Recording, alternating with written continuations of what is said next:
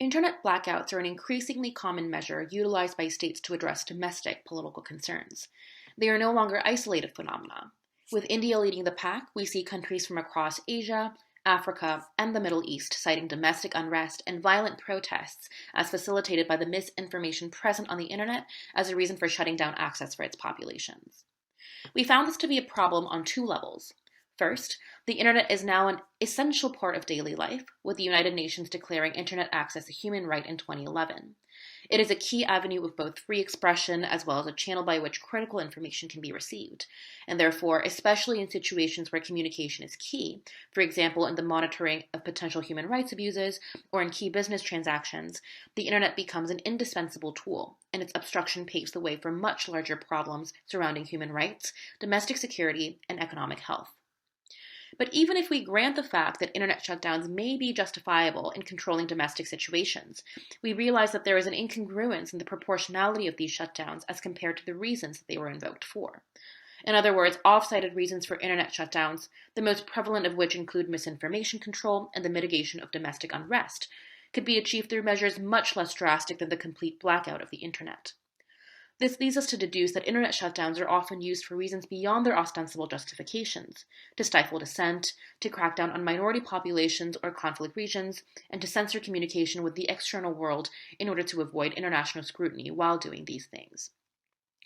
George will now walk you through some case studies that illuminate these points. There will be a diversity across region, as well as the observed characteristics and severity of each country case study, but they are united by the fact that they are overwhelmingly and arguably avoidable negative impacts of internet shutdowns on their populations, human rights, and economic well-being. Thank you, Ji. So I want to turn our attention to Myanmar, which is a country that's had a pretty long history of internet shutdowns. For example, we could find is September 2007 shutdown that was nationwide in response to protests over fuel price. Essentially, this shutdown probably did two goals. Firstly, to quell protests, as the kind of call to action to start them had spread through private messaging, and secondly, to prevent flow of information out of the country, to prevent outside scrutiny of the situation.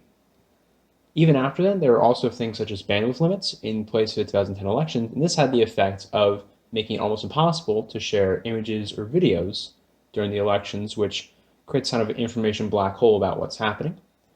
The military government had infrastructure in place for shutdowns, so basically had a flick of a switch that could shut down the internet, in place prior to 2011, and even after a transition to a more democratic form of government, the 2013 law that governs telecoms has provisions for shutdowns in the event of emergency. So we can see Myanmar has a history of this, and it's something they've kind of built into and enshrined even in their laws governing telecommunications. Here's the present situation that we're more concerned about. Starting in June 2019, the internet was shut down almost totally in a large area of Rakhine State in the north of the country. And this coincided with the government beginning military operations against a militant group. This shutdown affects approximately 1 million people, and it's almost a total shutdown. It's been essentially indiscriminate, and it's lasted since from June of last year up until, a few relaxations up until early this year, but still continues widely in place. It's seriously impeded the work of human rights monitors and aid groups, and it's kind of part of this broader pattern of Myanmar restricting information when it comes to difficult situations such as conflict or protests. The justification given for this particular shutdown is a vague national security one. However, it's kind of unclear what the real one is. But based on what past actions, it seems like shutting down the internet is kind of part of Myanmar's playbook for difficult situations where they don't want outside human rights organizations getting too much peek of what they're doing, or for whatever they're working against to have too much information on what's going on. Next, I'd like to talk about Iran. In November 2019, the government announced a policy that would double fuel prices almost overnight. In response, protests started in 29 out of Iran's 31 provinces, with news of these protests spreading rapidly over social media. In response, the government implemented a total internet shutdown for about 6 days. This is intended to quell protests and to give them room to respond. One part of this response was the Revolutionary Guards Corps cracking down on protesters blocking the road of Mashashar, killing as many as 100 people. Along with other efforts to downplay this event, such as taking away bodies and asking families not to hold funerals, suggests the broader aim was to suppress knowledge. which was partially successful as the New York Times didn't run a report on it for nearly 2 weeks. So unlike Myanmar, the situation was not necessarily this is a pre-planned internet shutdown. Instead, this is a reactive tool, where the country is in immediate crisis and the government decides to shut down the internet to give themselves more room to respond. So let's talk about India, which is by far the most frequent user of internet shutdowns in the world, with over 180 in 2018 alone. And there's two broad categories we can break their internet shutdowns into. First, which are short-term shutdowns on a local level, and these are in response to communal violence and misinformation that's often forwarded through WhatsApp or other social media. This can lead to breakouts of communal violence or mobs, and typically then a shutdown it can be ordered by a local authority, which on the level of a few villages shuts down the internet to prevent the spread of this misinformation. The other type of shutdown is the long-term shutdowns we see, such in the case of Jammu and Kashmir, which are disputed regions on the border of Pakistan. So what happened here is the revocation of Article 370, a provision of India's constitution that provided for autonomy in these regions. So this happened in August 2019, and the government shutdown started pretty much at the same time. The motivation here is probably to prevent unrest, but it also has the effect of stifling dissent. For example, journalists in the area for months and months on end had difficulty having internet access and had to travel outside of the region to then file stories, etc. So, in the situation where this seems to be much more of a proactive policy, trying to undertake this contentious policy decision that likely would cause all kind of dissent, potentially demonstrations. Instead, by shutting down the internet, you can limit the information that people can have, and you can also prevent information from leaving it through journalists. So, kind of see if India, we have these two broad categories. First, these are reactive, short-term, local shutdowns, but also a willingness to use larger, longer-lasting shutdowns that accompany contentious policy decisions. 2 points now become clear after these country case studies offered by George. First, governments cite similar reasons to justify internet shutdowns, namely to block the spread of misinformation and the facilitation of violent protests and domestic unrest that result from it. But it also becomes clear that governments go beyond what these two objectives warrant and use shutdowns for the purposes of suppression and discrimination, especially when the internet facilitates any anti-government action. This leads us to ask two sets of questions. First, regarding the link between domestic security and internet shutdowns, and second, regarding the human rights implications of such blackouts. First, is there a connection between internet shutdowns and the national security of states that they take place in? Why do states use internet shutdowns as a tool in times of domestic unrest, and are there any other methods by which the same objectives can be achieved in much less drastic ways? Second, what do internet shutdowns mean for human rights, and can the protection of political, social, and economic freedoms be balanced with the state's purported objectives? What kinds of actors, private, domestic, or international, can monitor governments and protect citizens from being infringed on their right to information and communication online? Now, with these questions in mind, my colleagues will now highlight possible policy solutions that may strike a balance between security concerns with human rights concerns, helping create domestic stability while maintaining its citizens online. There is already a strong international legal basis for the monitoring and prevention of internet shutdowns.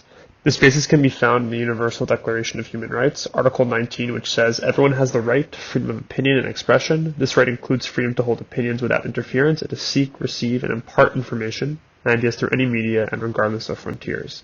This is inclusive of the internet through Section 32 of the agreement. However, Article 19 is a soft law. There are no enforcement mechanisms to punish states for not complying. Therefore, the international community should try imposing enforcement mechanisms to prevent member states from shutting down their internet. This might include the suspension of international aid or targeted sanctions to regimes that frequently enact these shutdowns. These can be done inside the bounds of some treaty between countries or on a unilateral basis by states. The idea is to compel enough states to abide by this international law that establishes a global norm wherein internet shutdowns become unacceptable and damage international reputation enough that it becomes too costly for states to enact shutdowns. Bilateral agreements are another way to push states to follow this norm. So in 2015, China and the US agreed to limit cyber espionage to activities outside the private sector. Soon after this, the UK joined, followed by the entire G20. If the US and other powerful states who already shoulder strong norms against internet shutdowns could formalize an agreement on this issue, this could induce other states to join in and build up that norm, just like it was done in the cyber domain with regards to espionage. Additionally, smaller multilateral organizations could form a strong basis for the elevation of internet freedoms around the world. In many instances, the prospect of membership to such groups is an effective tool in changing state behavior. For example, states looking to join the EU must now implement General Data Protection Regulation, or GDPR. Thus, multilateral institutions with states that have a demonstrated commitment to internet freedom could impose requirements on such freedoms for incoming member states. Finally, the norm-building process is a feedback loop. Whether the motivation for a state is due to a norm or something else, norms induce actions, actions strengthen norms, etc., etc. And once this process gets going, we should see a tipping point in the international order where the norm becomes powerful enough that most states opt to honor it. Relevance of NGOs. Still looking at the international level but moving away from states, NGOs have demonstrated success in raising awareness and helping activists. During blackouts, these groups work to end shutdowns immediately by raising international attention and working with local governments. In the long term, they work with the international community to promote laws such as Article 19. Some NGOs have filed lawsuits against telecommunication groups responsible for shutting off internet access. For example, in 2018, Internet Sans Frontières, a French NGO, sued 2 telecom operators in Chad for shutting down access to social media platforms. ISF lost the lawsuit, but the case forced telecom companies to increase transparency. This provided insight to the infrastructure that allowed for blackouts to happen in the first place. Moving away from the international level, there are a few domestic strategies that we've outlined as potential avenues of success. First, lawsuits. As I mentioned, even unsuccessful lawsuits like the one in Chad have long-term benefits.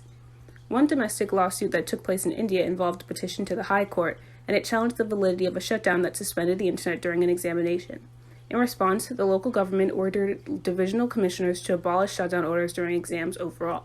However, because the petition was specific in its challenge, the ruling does not affect the legal infrastructure that allows shutdowns to happen in the first place. We suggest that NGOs and international institutions create detailed databases with information on previous domestic lawsuits, national and international law relating to internet shutdowns. These resources would aid domestic activists in their work to fight against large government bodies. Next, local legislation. In India, internet shutdowns are frequently used to put a stop to communal violence and mobbing. This is one example of how the reasoning behind a shutdown is often indicative of larger problems within a society. One, that the public is undeterred by the consequences of communal violence. In some instances, police officers sent to return order are attacked by these mobs.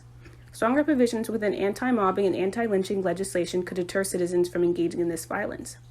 Second, communal violence often takes place due to ethnic tension, which must be addressed by the government to end mobbing, rather than using an internet blackout as a temporary fix. Lastly, domestic telecommunications infrastructure also has a role to play in limiting internet shutdowns. In countries where many private companies administer internet access, as is the case in the United States, the government would be forced to contact each individually to generate a shutdown. Shutdowns are easiest to orchestrate, therefore, in countries where government actors can contact a limited number of internet providers to shut down the internet. Actors looking to limit blackouts could work to alter the landscape of telecommunications markets by introducing new competitors. Next, we'll cover ways in which companies and states can work to limit misinformation. We turn to content moderation as an alternative approach to mitigating the spread of misinformation without the need to use the nuclear option of internet shutdowns. Content moderation has been deemed one of the largest and most secretive operational functions in the industry. It also has been at the front of discussion when it comes to the dispersion of misinformation and hate speech. However, we are aware and acknowledge that there are concerns regarding the role and how content moderation may inhibit freedom of speech. By focusing on establishing more structured and nuanced content moderation, we can ensure that freedoms are protected. It's important to note the concerns of technology path dependence. We are advocating for content moderation, and while this includes limits on what is acceptable within that space, this might inadvertently chart a future path that makes online censorship acceptable and certain technologies and the infrastructure surrounding it becoming too ingrained in certain countries that the next step of increasing internet freedom becomes incredibly more difficult. Therefore, our solutions are not only to increase the use of content moderation in lieu of shutting down the internet, but prevent the long-term viability of unacceptable internet censorship. Building off the solution of content moderation, international collective action through the form of an oversight board would be able to focus on coordinating codes of conduct for technology companies as well as best practices for how governments are expected to approach the spread of false information. This has been done in the past with the Christchurch Call to Action Summit, seen to the right, in May of 2019. Tech companies and world leaders came together to vow elimination of extremist content online. This is a model for how to fight misinformation at an international scale. This international collaboration should be done through an international oversight board that includes various stakeholders such as NGOs, private and public sector, and civil society groups to ensure best practices for content moderation, as well as an audit to the best practices and the practices of big tech. It is incredibly difficult to qualify and quantify the methods these companies employ to enforce terms of service and the spread of disinformation. So, auditing will focus on the way that algorithms prioritize content while analyzing ways in which misinformation can slip through moderation systems and go viral on social media platforms. We also encourage this International Oversight Board on content moderation to include perspectives from experts native to the regions that they are trying to moderate the content for, which has been a key criticism of Facebook's attempt to do this. This is a necessity to ensure a better understanding of the cultural context in which content should be overseen. These technology solutions can assist in offering alternatives to internet shutdowns by providing mediums for reformed content moderation. To be clear, it is far too early and would be irresponsible to impose regulations regarding content moderation until further analysis, auditing, and research is completed. This open-ended process is ideal for norm establishment. The process of establishing a norm is typically more important than the norm itself, and this enables a strategic and careful norm-building process. Furthermore, the variety of actors in this institution can strategically graft norms for content moderation onto other norms such as national security or freedom of expression that are particularly valued in the country that an actor represents. Geoblocking is the technique through which one utilizes location data such as the IP address of an incoming request to restrict content shown to certain users. Currently, it's being used by a lot of content providers such as Netflix or YouTube to restrict content shown to users within a specific geographic location due to copyright infringement and other legal restrictions. Now, we are proposing geoblocking as a way to utilize content moderation to provide an alternative to the nuclear option of internet shutdown. For example, during times where government may be contemplating internet blackouts, during protests or exams, instead of the nuclear option of completely shutting down the internet, they could utilize geoblocking to have effective content moderation strategies and only limit and target specific regions where, for example, the protests are occurring or where exams are occurring to restrict content within those regions rather than shutting down internet for the entire nation. Couple issues that could arise is users using VPNs, virtual private networks, to bypass geo-blocking walls or abuse of these geo-blocking rules. So it is imperative that the government also puts in place measures to counteract people using VPNs, for example, instructing ISPs not to allow VPN access during certain times through which geo-blocking is supposed to be enacted. So in conclusion, internet shutdowns are largely motivated by domestic unrest and violence towards civilian groups or governments. And we ended up discussing potential solutions, and we proposed those to focus on alternatives to this nuclear option of internet shutdowns. This came into different segments, including international law, and this included NGO initiatives, domestic infrastructure and legislation, and international treaties and enforcement mechanisms. And then when it came to content moderation, we discussed in further detail the international action option as well as geo-blocking.